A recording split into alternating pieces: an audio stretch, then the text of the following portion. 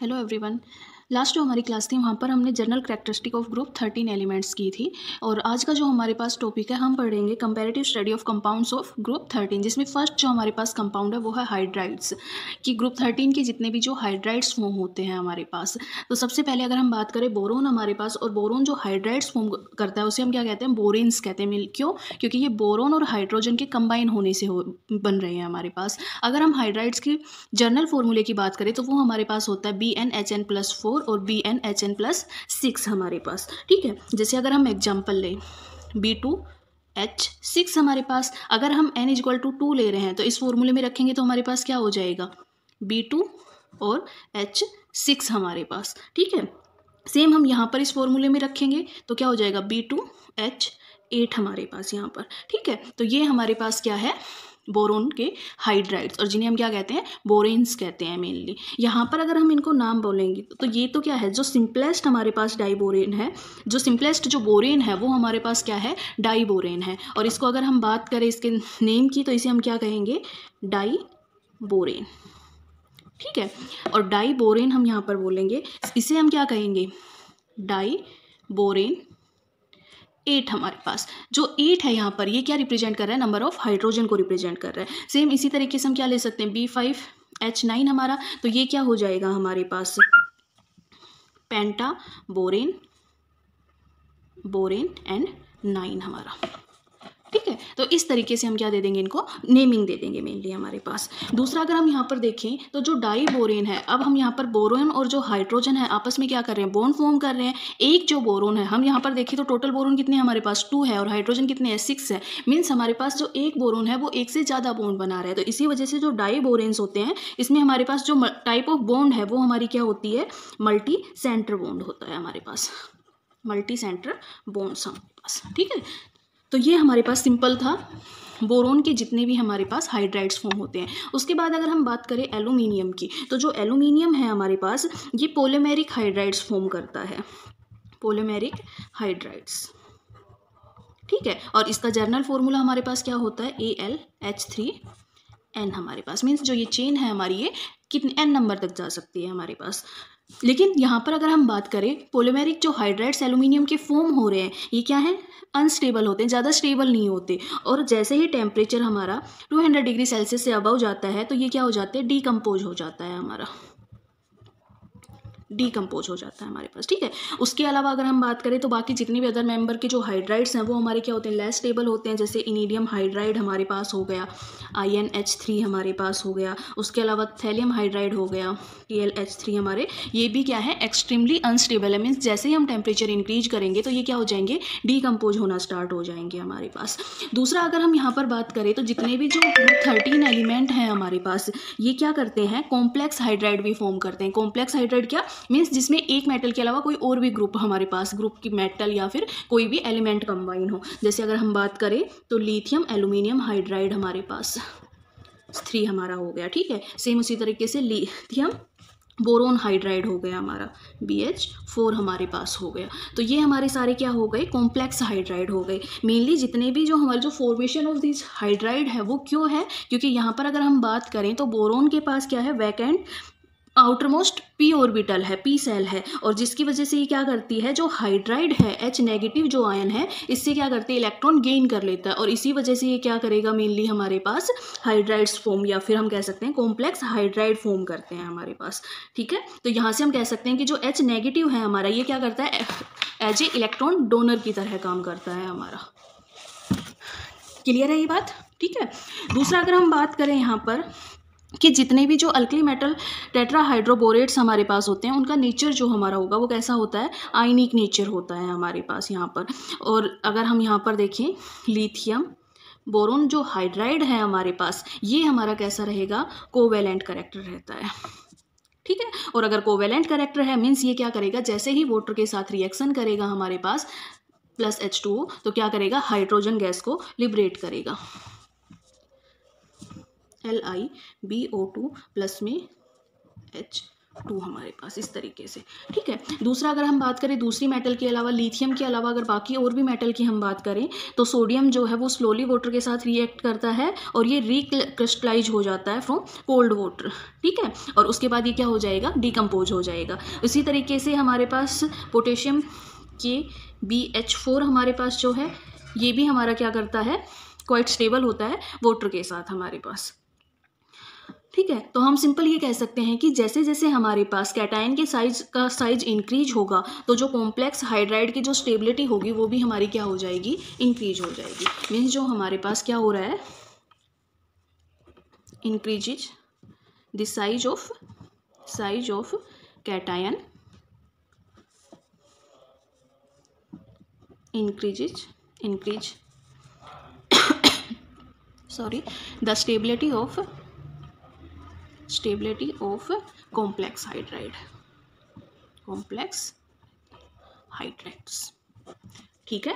तो ये हमारे पास क्या हो जाएगा, और यही रीजन है मेनली हमारे पास कि जो लिथियम एल्यूमिनियम हाइड्राइड हुआ हमारा, या फिर सोडियम एल्यूमिनियम हाइड्राइड हुआ, लिथियम एल्यूमिनियम हाइड्राइड हमारे पास और सोडियम एल्यूमिनियम हाइड्राइड हमारा जो है ये क्या करते हैं, यूज होते हैं स्ट्रॉन्ग रिड्यूसिंग एजेंट की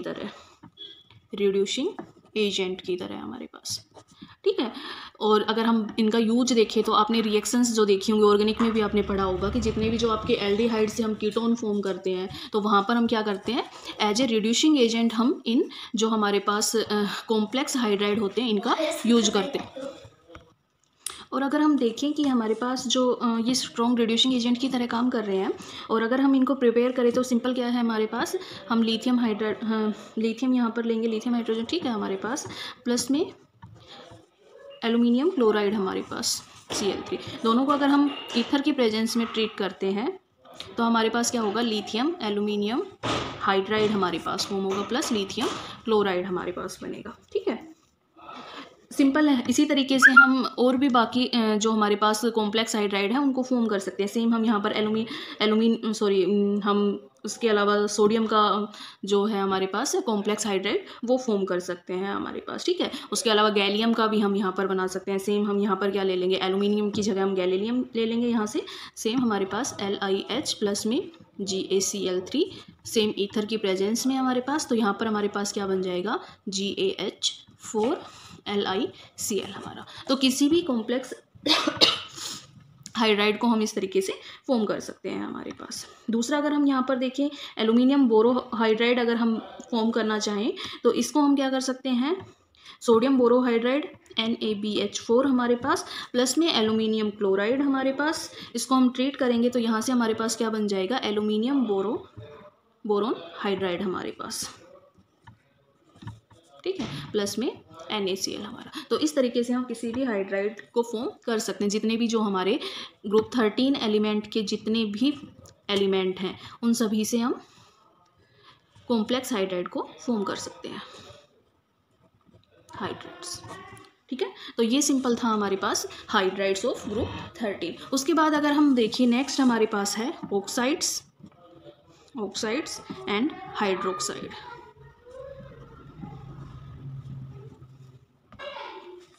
ऑक्साइड एंड हाइड्रोक्साइड की अगर बात करें तो ग्रुप 13 जो एलिमेंट है वो ऑक्साइड भी फॉर्म करते हैं और हाइड्रोक्साइड भी फॉर्म करते हैं। अगर ग्रुप 13 एलिमेंट के ऑक्साइड के जर्नल फॉर्मूले की बात करें तो हमारे पास होता है M2O3। M हमारे पास क्या है, ग्रुप 13 की एलिमेंट है हमारे पास, ठीक है। यहाँ पर अगर हम देखें तो जो मेटल ऑक्साइड है हमारे पास, जितने भी ग्रुप 13 के जो ऑक्साइड है वहाँ पर अगर हम स्टेबल ऑक्सीडेशन स्टेट की बात करें या फिर कह सकें कि यहाँ पर हमारी ऑक्सीडेशन स्टेट क्या है, हमारी +3 है। और अगर सिंपल एग्जाम्पल ले तो जैसे क्या हो जाएगा, B2O3 हो गया हमारे पास, Al2O3 हो गया हमारे पास, GaO3 हो गया गैलियम के साथ, इनिडियम In2O3 हमारा इनिडियम ऑक्साइड हो गया एंड थैलियम ऑक्साइड हो गया। तो इस तरीके से सारे के सारे क्या करते हैं, ग्रुप 13 ऑक्साइड फॉर्म करते हैं हमारे पास।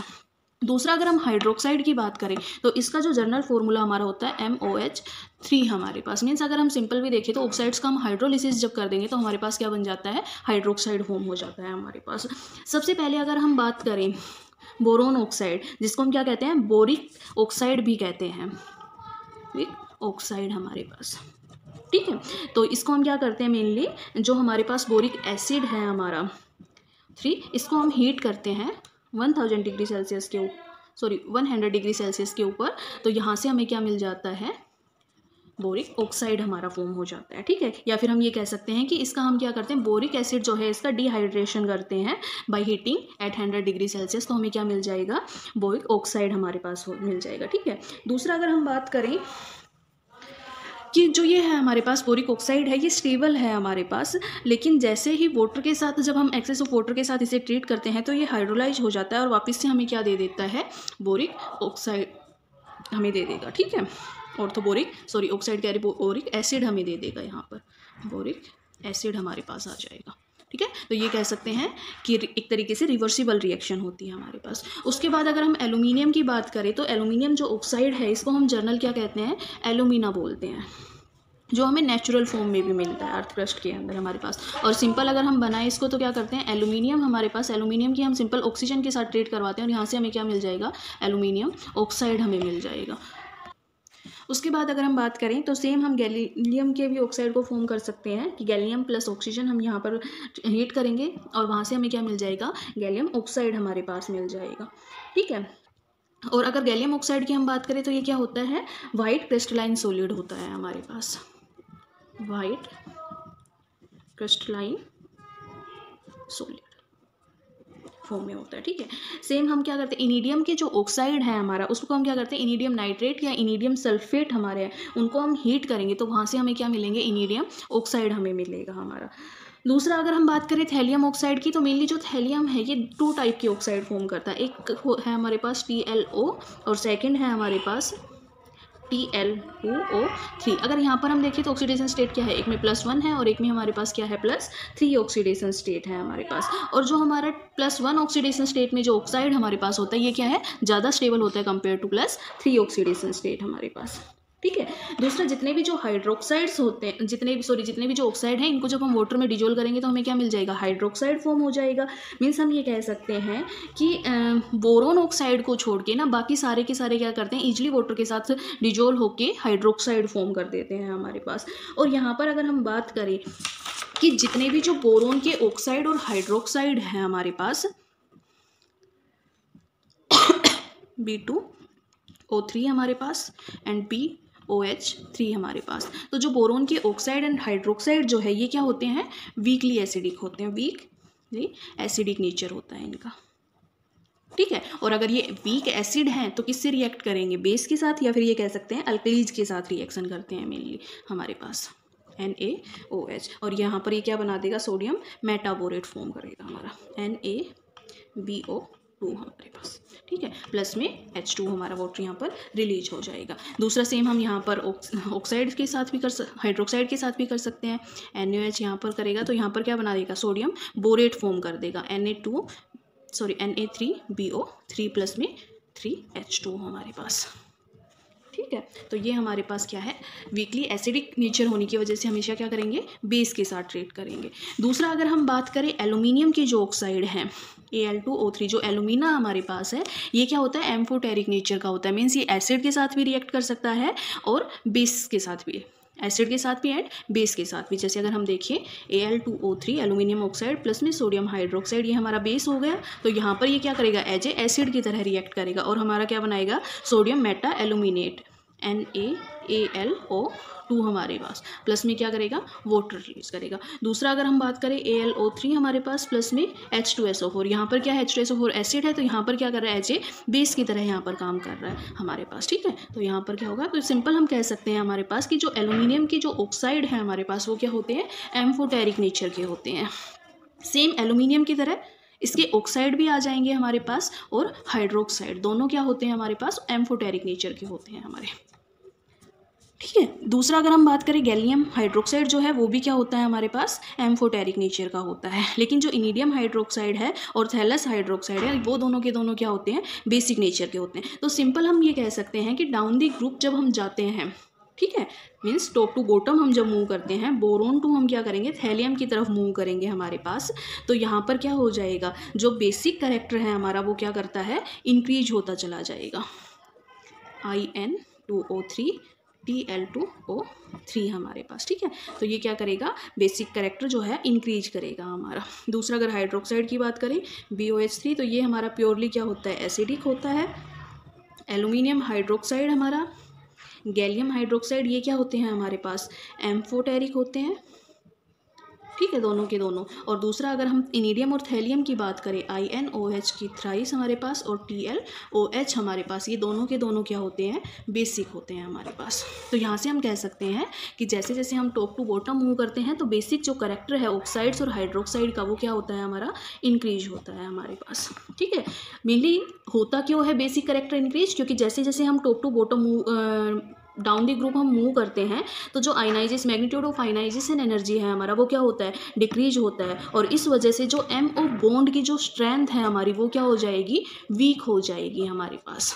जो ये बॉन्ड है मेटल और ऑक्सीजन के बीच में ये क्या हो जाएगा, वीक हो जाएगा। और इस वजह से जो क्लीवेज होगा हमारे पास उसकी वजह से क्या होगा, मीन्स जो ये बॉन्ड अगर वीक हो जाएगा तो ईजिली ब्रेक हो सकता है, और अगर ईजिली ब्रेक हो जाएगा मीन्स हमारा जो बेसिक स्ट्रेंथ है वो क्या हो रही है, यहाँ पर इंक्रीज हो रही है हमारे पास, ठीक है। तो यहाँ से हम सिंपल ये कह सकते हैं कि एसिडिक जो स्ट्रेंथ है वो टॉप टू बॉटम हमारी क्या हो जाएगी, एसिडिक स्ट्रेंथ हमारे पास क्या रहेगी, strength top to bottom decrease करेगी हमारे पास, और जो बेसिक स्ट्रेंथ है हमारे पास वो क्या करेगी, हमारी इंक्रीज करेगी टॉप टू बॉटम हमारे पास, ठीक है। तो ये हमारा था सिंपल जो ग्रुप 13 के हमारे हाइड्राइड्स हो गए हैं, ऑक्साइड्स हो गए हैं एंड हाइड्रोक्साइड हो गए हैं हमारे पास, ठीक है। जो नेक्स्ट है हमारे पास वो है oxo acids, oxo acids.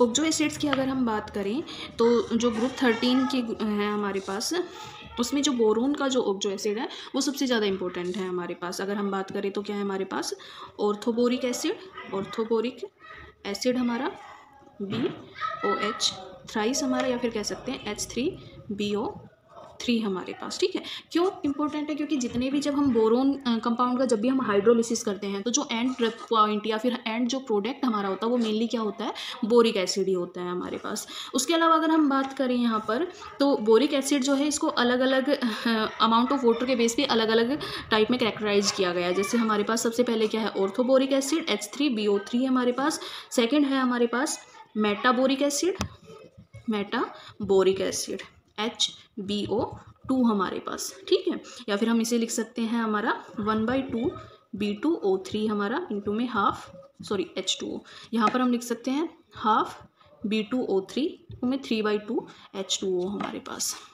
Next है हमारे पास पायरोबोरिक एसिड, पायरोबोरिक एसिड हमारा, ठीक है, फॉर्मूला H6B4O9 हमारा। और लास्ट है हमारे पास टेट्रा बोरिक एसिड हमारा H4B4O7 हमारे पास। तो मेनली ये 4 टाइप के बोरिक एसिड हैं जो बोरोन फॉर्म करता है और डिपेंड करता है वाटर के अमाउंट ऑफ वाटर के ऊपर हमारे पास, ठीक है। उसके बाद अगर boric acid, structure of boric acid, structure of boric acid हमारे पास, अगर स्ट्रक्चर ऑफ बोरिक एसिड की हम बात करें तो बोरिक एसिड की जब हम बात करें तो इसमें क्या यूनिट है, मेनली BO3 नेगेटिव आयंस की यूनिट है हमारे पास। अगर हम यहाँ पर बोरोन की हाइब्रिडाइजेशन देखें तो ये क्या है, sp2 हाइब्रिडाइज होता है। हाइब्रिडाइजेशन निकालने के लिए हम क्या करेंगे, जैसे हम क्या करते हैं, बोरोन के अंदर हमारे पास कितने हैं, कितना एटॉमिक नंबर है हमारे पास, 5 है, मीन्स हमारे पास क्या है 2s2 और 2p1 हमारे पास इलेक्ट्रॉन है।